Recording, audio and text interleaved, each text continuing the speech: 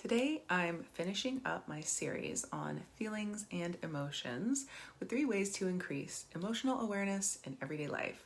If you're struggling to move out of intellectualization and suppression, to move into your emotions and your body, to overcome limiting beliefs, these are some steps you can take to begin that work. Welcome, my name is Rachel. I'm a licensed therapist and certified coach. I share mental health tips, information, and humor so you can learn and grow and have a little fun at the same time.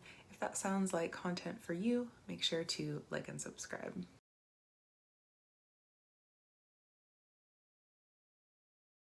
Let's dive right in with number 1. Eliminate the phrase, I feel like. When we say I feel like, most of the time that's about to be a thought, a belief, an observation, but not a feeling, even though the word I feel is used in the sentence. True feeling words that describe an emotional state or a body sensation, can be formed into a simple I feel blank sentence. I feel sad, I feel hungry, I feel uncomfortable, I feel excited, versus I feel like this isn't working. That's not a feeling. Or I feel like you're not listening to me. That's not an emotion. And in order to avoid confusion, when you're sharing a thought, a belief, an observation, you can either say, I think this isn't working, instead of I feel like this isn't working.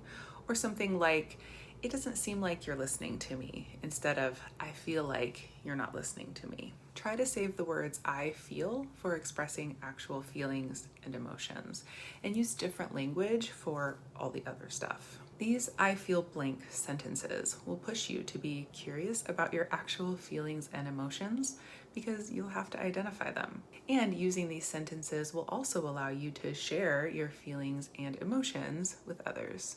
Which leads us to number 2.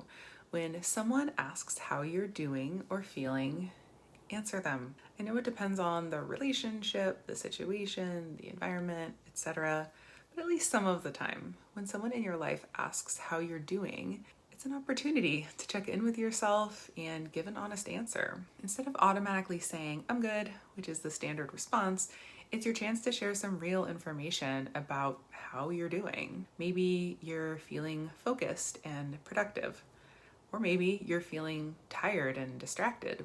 Those are 2 pretty different experiences. But if we just always say, I'm good, nobody will know our real experience. Challenging yourself to answer the how are you question more honestly turns so many social interactions into little reminders to be curious about what you're experiencing, and it also potentially deepens your connections because you're showing more of your true self in that moment. And finally, number 3, develop your emotional vocabulary. There are tons of resources for this. Feeling and emotion lists, feeling and emotion charts, feeling and emotion wheels.